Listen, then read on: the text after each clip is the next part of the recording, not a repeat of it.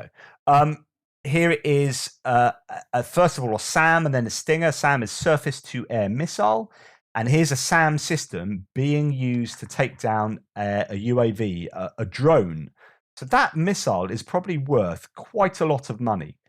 I don't know, maybe $100,000. And it's taken out a UAV that's worth only $10,000. Here, you've got a Stinger doing the same thing, hitting a drone that then has exploded above the clouds and falls out the sky. And I've talked about this before, but I will repeat myself for new people who have joined. Sometimes people complain about the asymmetry. Why are you wasting £100,000 to take out something that's worth 5,000? The answer is because it's what those drones can do. So if they're spotting artillery that can take out, £2 million worth of, or $2 million worth of your equipment, maybe that drone is spotting your own artillery battery, and then they send a bunch of rockets in to destroy your artillery battery. That has lost you $5 million worth of equipment. So, and that was enabled by that drone. So there is an asymmetry there, but it's not what the drone is worth, but it's what damage it can do by spotting your equipment. So it is well worth taking out a drone with something that costs a shed load more than the drone, because that drone is going to cause you a lot more damage. Okay, Elon Musk. Elon Musk has been nothing short of an absolute muppet. And I'm going to put my opinion on the line there. He has not helped, although he has helped hugely in the war. So he's a massive hero for the Ukrainians, because he's provided the Starlink, amongst other things, which is a satellite system that has enabled the Ukrainians to communicate on the battlefield, to get intelligence and know where things are. So he was a hero, Musk.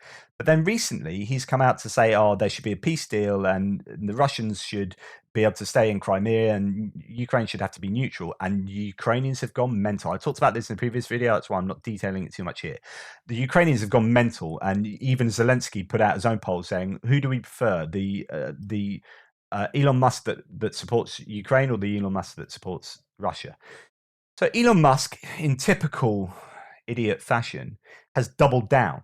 It's all about, I can't be wrong, and I'm going to show you why I'm not wrong. But in doubling down, he makes claims that don't stand up at all. So this doubling down has been about, let's look at, here's a map of how Ukrainians have previously voted in the Ukrainian parliamentary election in 2012. And this is all pro-Russia, pro-Russia, pro-Russia, pro-Russia. So therefore, surely we should just leave it up to these guys to vote. And if they want to stay with Russia, we should let them stay with Russia. Okay, hang on, Elon, matey. Right, first of all, 2012 was 2 years before the revolution, the Euromaidan revolution, where the public opinion really swung in favor of Ukrainian sovereignty and moving away from power and influence of Russia, getting rid of a pro-Russian regime. And in fact, what you saw after there was public opinion massively shifted. And then after 2014, when Russia came into Ukraine and illegally annexed Crimea and parts of Donetsk and Luhansk, the opinion of Russia went even further down, to the point that in 2022, Ukrainians broadly have a massive distaste for Russia. And now, given the war, they really, really dislike Russia. And those who like them have fled to Russia or are collaborating with them. But the public, you cannot say we should give parts of Ukraine to Russia or let them decide and base that opinion on stats that are from 2012. It's utterly, utterly contemptible. And he's been called out on this big time. To try to emphasize his point, Elon Musk chooses to show a map from 10 years ago, before Russia had invaded twice, held 5 referenda at gunpoint, and caused 100,000 plus needless deaths. Well said. Okay, talking about public opinion, most Americans think the US should keep supporting Ukraine despite Russia's nuclear threat. So this is really good news. So Ukraine is supported by 73% of the US citizens. The US should continue to support Ukraine despite nuclear threats. Fantastic news going forward. There seems to be a massive shortage of basic equipment for its newly mobilized conscripts. So this is Russia. Defense Minister Alexei Reznikov says Moscow tried to buy 500,000 winter clothing sets and 200,000 bulletproof vests from Turkey. Turks are said to have turned them down. So there's been a really interesting shift in positioning of Erdogan. President Erdogan of Turkey. Like, I don't like Erdogan. He's very conservative, in bed with right-wing religious conservatives, predominantly from the rural areas and largely in Istanbul as well. So he is not a modern liberal in terms of modern liberal democracies kind of leader.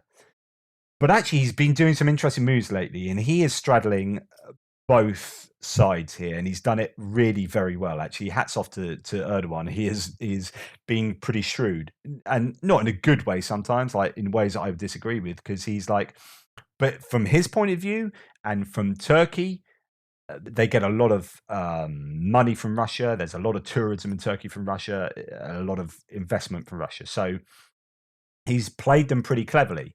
But more recently, he's been trying to be the mediator between the two sides, but more recently he's basically very publicly said no to Russia, and he's siding with the West. Now, I don't know whether America have behind the scenes been putting pressure on Turkey. Almost certainly yes.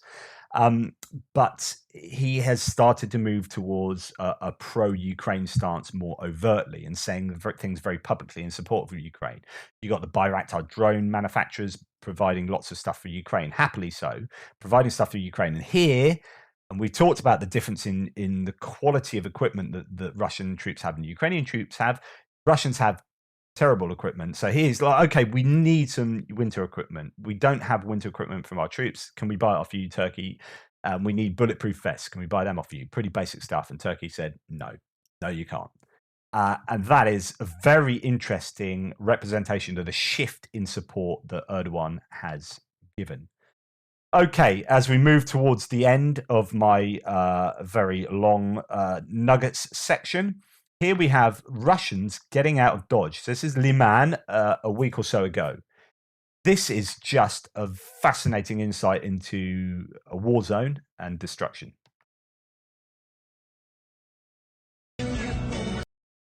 I mute them because they often got music on and I get hit by copyright infringements. So both sides of this vehicle, they are just passing a ton of stuff. Now, these are Russians escaping from their own positions, but passing other Russians, just a whole bunch of Russian equipment left or destroyed. And look at the dust and the visuals there. That's just, to me, that's a pretty fascinating piece of footage. Okay, last couple of days we have had, I mean, God, you got to feel sorry for people like Biden and anyone, the West, in terms of wanting to keep inflation down. How do you keep inflation down? Well, partly it's going to be to do with fuel and energy. Or how do we keep energy prices down? We need if you understand economics, supply and demand. So the more stuff you supply, the cheaper it becomes. Diamonds are really expensive, not because they have intrinsic value, not because you look at them and, well, you do look and go, they're pretty, but you're kind of conditioned because really it's all about how rare they are. The rarer something is, the more expensive it becomes. So you can control price by controlling the supply of a given good. There was a criticism of the West in sanctioning Russia because Russia could still supply all their oil elsewhere to India and China and still make loads of money. And it meant that, now the supply has been cut down, the price of oil goes up, and we are having to fight amongst each other to buy it off Saudi Arabia and these other places who are making a pretty penny off the fact that we're all scrabbling around to get oil, and they can control the price. Well, OPEC, there's a group of these oil producing countries, have just recently decided to cut supply. And people like Biden are like, what the hell? Why are you doing this? At the time where people are going through a cost of living crisis and we need to hammer Russia, he's going to cut supply, which would they are going to cut supply, playing right back into Russian hands. So is Russia done a deal with OPEC here? So what is going on? I don't know. I need to look into this more, and I'm sure in the comments you can put something. But oil capacity being cut will totally favor Russia. Russia can command a higher price themselves from China and India, and we get hammered by higher cost of living prices for energy and fuel. What Biden has been able to do recently, he's probably going to do this again, is to release some of their strategic reserves. So America keeps a bunch of reserves for times like this, so that they can bring out their reserves, and flooding the market with a bunch of their own oil keeps the price down, at least for them. But what is going on there? Some interesting geopolitical shenanigans. Okay, I think this is my last thing. So here is an example of an infantry fighting vehicle being ambushed by Ukrainian soldiers and then crashing into a house. The leg of a Russian soldier is squeezed by a collapsed wall, and when a Ukrainian fighter tries to help the Russian, he asks him to finish him off, to which he receives the answer, "We are not you." And this is perhaps another indicative bit of footage to show the difference between the Ukrainians and the Russians, and the way that they are treating. And really, you could say that the Ukrainians probably feel this, but the cynic in me will be, this is a social media war, and there will be commands coming on from the Ukrainians to say, if we capture prisoners, you do not treat them badly. Not because we're really up for adhering to the Geneva Convention. It'd be nice if that's true, but there will be a lot of gamesmanship here, which is, we do not.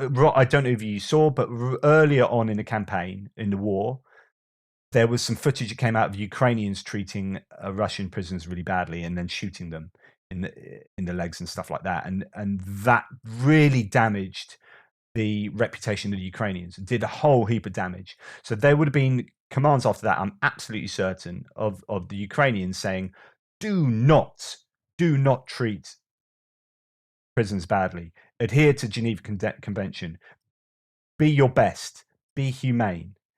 Because if this is being caught on camera, which it will be, everyone's got a camera, body cams, mobile phones, they are out in this war.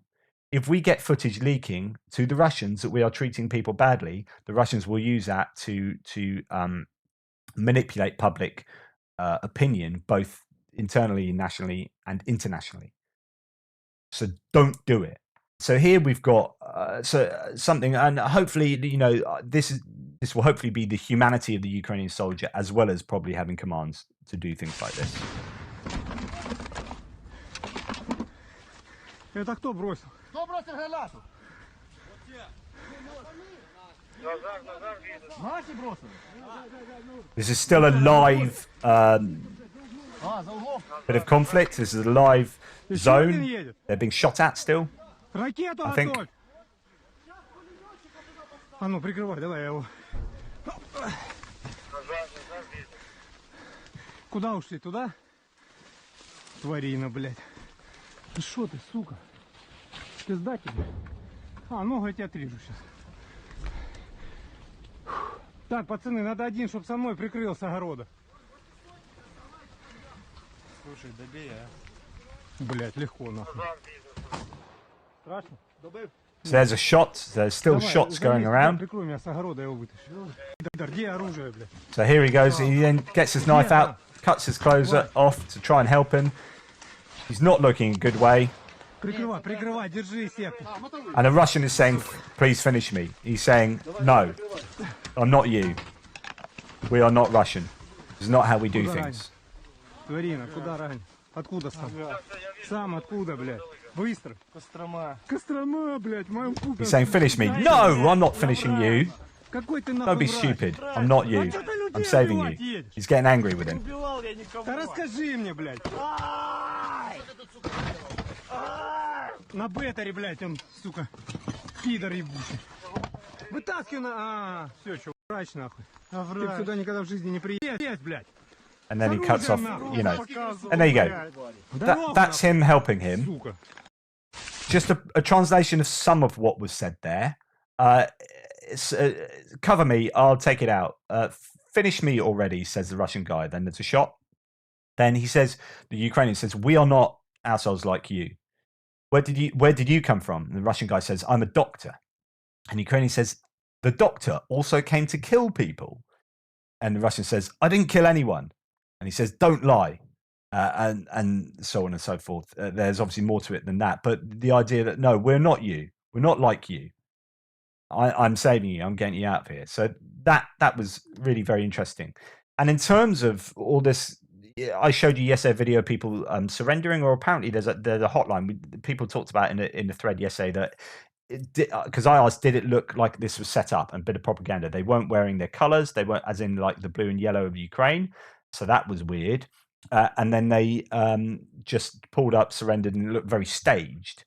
But then the flip side is that it looks like it was a prearranged place for them to come, stop, get out, and then be arrested. So that's why it looked staged, because in a sense it was kind of staged. But here is turn of the Russian military to Ukrainian captivity. According to the spokesman of the security service of Ukraine, Artem Tiarenko, the hotline of requests for Russian servicemen to surrender to Ukraine is overloaded due to the number of calls. So they are absolute, and again, that could be propaganda, of course. But if that's true, then there are an awful lot of Russian soldiers that are wanting to surrender. Now, Zelensky was very clever recently. He announced in Russian, in public, on radio and TV, that we will look after you really well, and we will adhere to the Geneva Convention when looking after our prisoners. And then I think they're announcing stuff on a battlefield and with loudspeakers in certain places that we will look after you. So yeah, there you go. Just a very interesting difference between two sides. So this next thing I'm going to show you is actually a set of 3 videos. The first video I showed you a couple of days ago, and then a viewer commented and said, actually, there's a longer version of this video that's well worth watching. And then I found out there's actually a third one, and so I'm gonna play them all to you. This is a fascinating insight to a live combat zone and what it must be like. But in one sense, when you watch it, you can get transported to playing a video game or watching a movie. It's really worth remembering that this is neither. You don't get to respawn in a new location. You don't get to do a second or third cut here. You've got one crack at this, and if something goes wrong, if you're unlucky, or if the other guys do what they intend to do, that's it for you. This is that thin line between existence and non-existence. And as a result, I want, and people who have served in the military might be able to let me know in the comments, that I'm sure there'll be a mixture of being petrified, but being exhilarated, in the sense of, I don't know if that's the right word, sense of adrenaline rushing through you and you're in the zone. Maybe when it's like this, you don't have time to be scared. You are just on autopilot and doing what you've been programmed to do. This is why training's so important. Training on automatic. It's like muscle memory. You're doing things on autopilot here. I don't know. Let me know. But this is a really fascinating insight to a live combat zone. Check it out.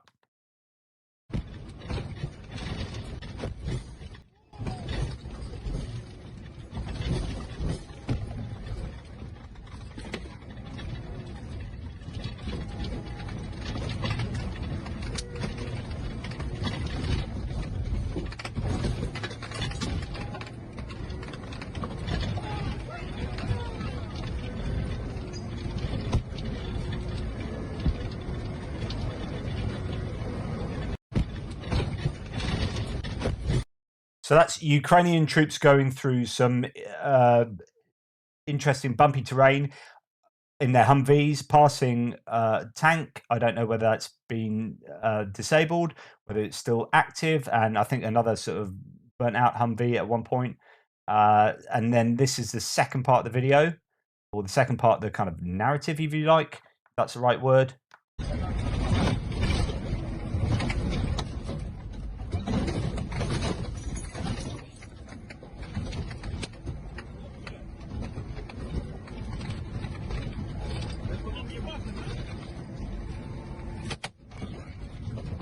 Just to let you know that sound there that you just heard is the gun placement on top of the Humvee, I think, letting off a couple of rounds. So listen out to that. You can hear fire in the distance if you're listening very carefully, but you can also hear the fire from this vehicle itself.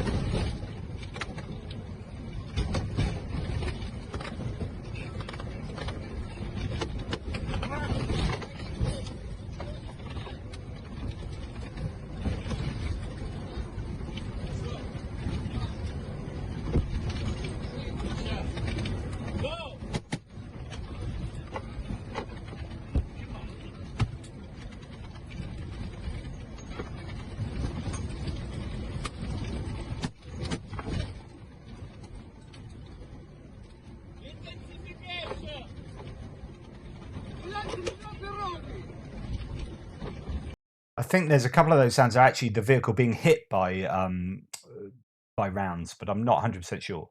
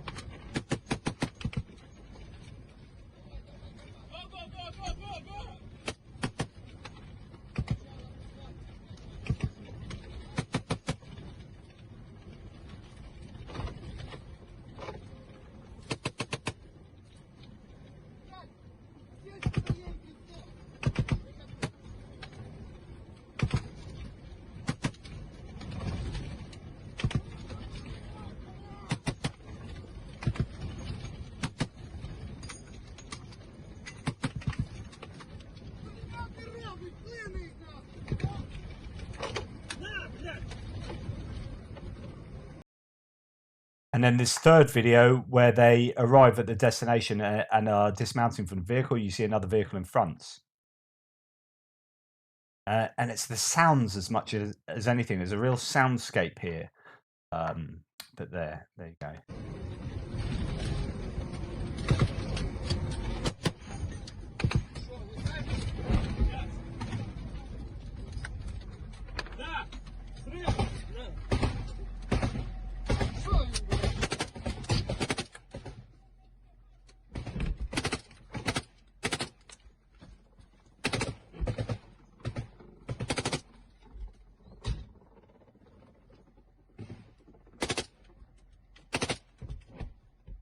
The rounds appear to have sheared that tree, that thin tree.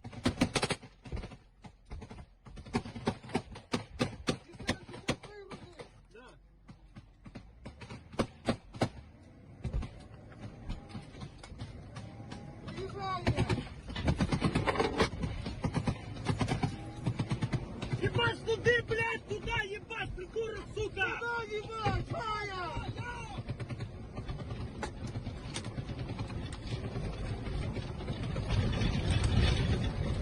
Уезжаем, уезжаем!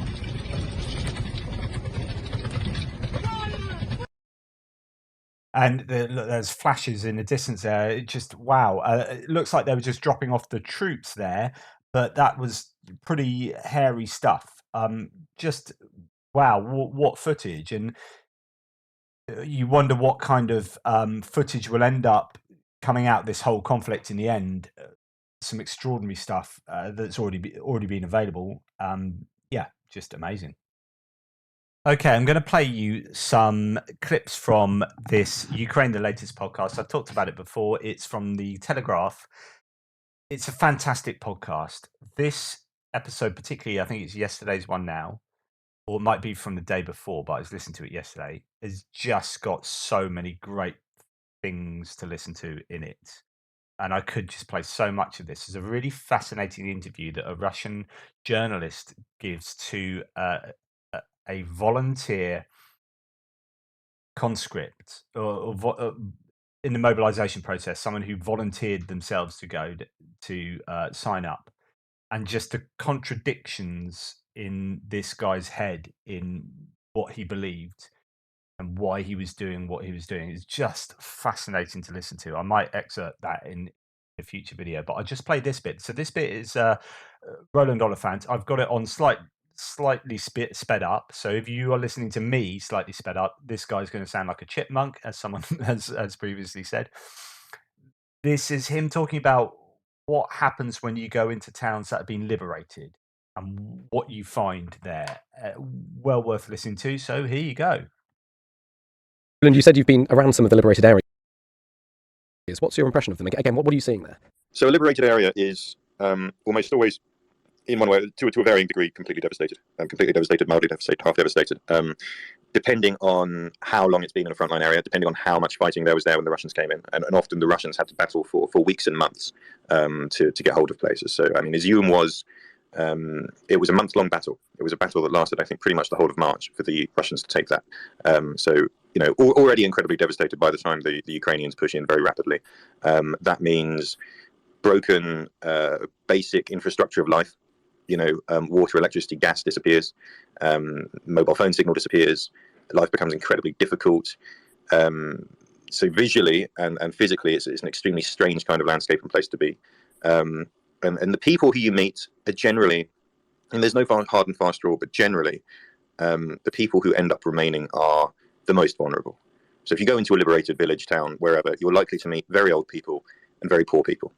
And you know, people who were vulnerable for other reasons, people who didn't have the ability or the money or the nous to leave for safety. There are a handful of other people who would have remained, and especially people who kind of, you often meet. So I was in a village, spent a lot of time this past couple of weeks in this place called Kazanchalopan up in right on the Russian border, just north of Kharkiv. And up there you had people trying to get by. So you had it was taken by the Russians quite early in the war, very immediately in the war, the first night, basically, and they quickly installed a collaborative administration, and then people living there had to make a decision. Those who hadn't fled already: do I try and get out? Do I stay? Do I go to Russia, because that was, you know, away from the front line? And to what degree do I kind of make my peace with these people? So you have this pattern of people making compromises. Kind of compromises you or I would really not want to make in our lives, but kind of, okay, to what degree do I get on with my life if I'm municipal worker? Do I still go to work? If I don't go to work, will the town run properly? If I do, am I collaborating? And, you know, things like that. And so people come in.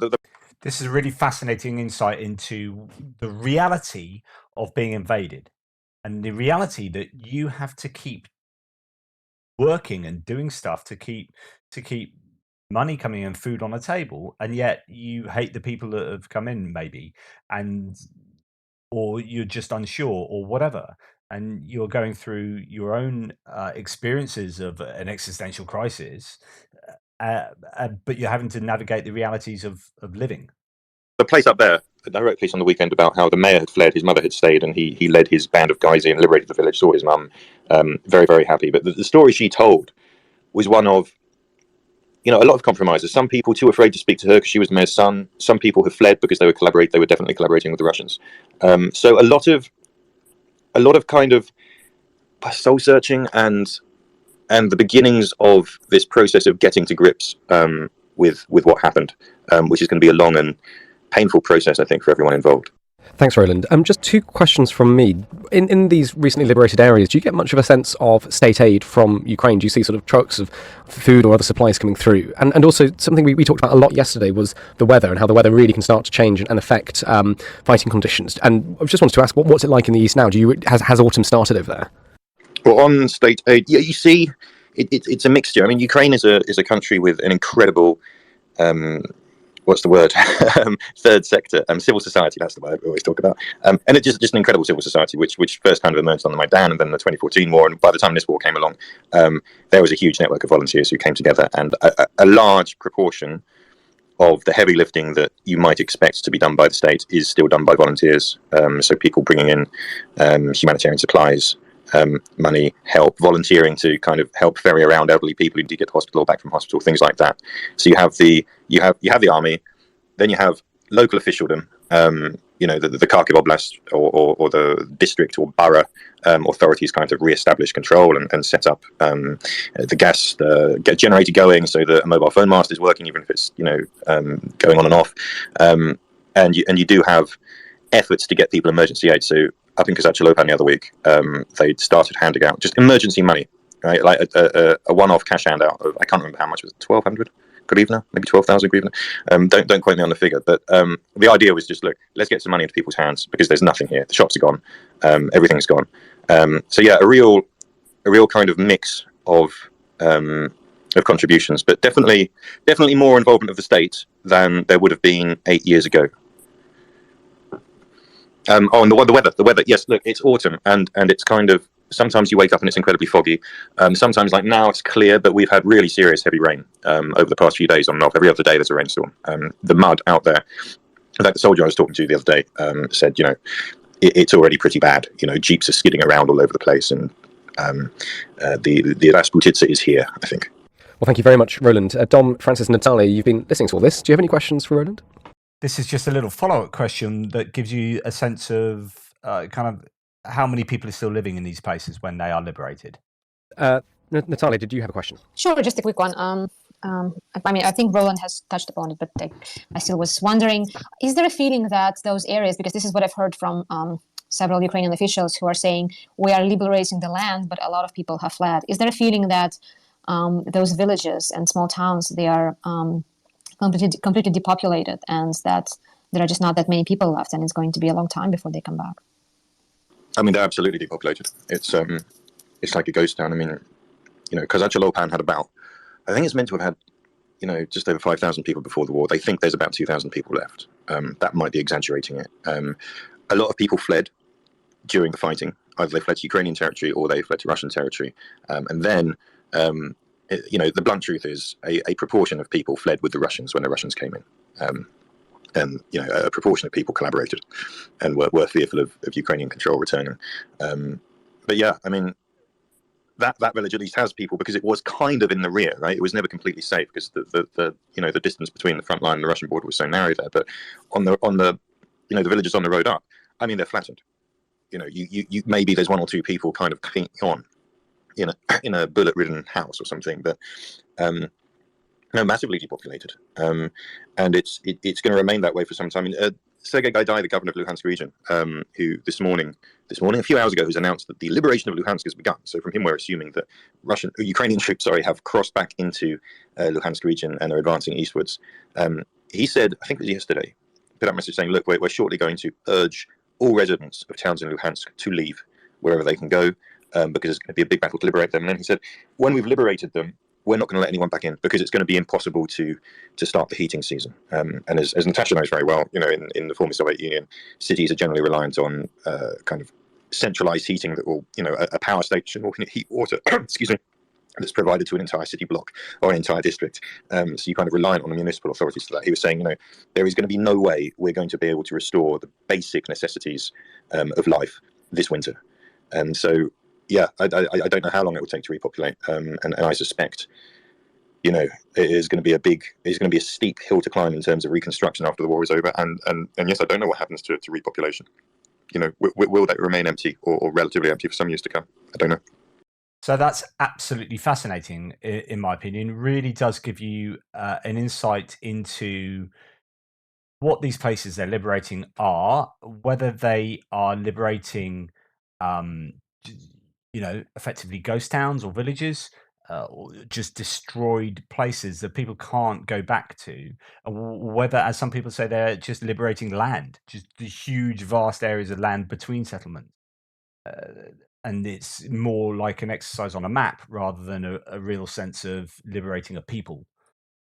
So anyway, just really interesting, and I think well worth thinking about stuff like that. It should stimulate some conversation in the threads. But thank you to the Ukraine, the latest podcast, for providing such rich stimulus there and content. Really well worth checking that out.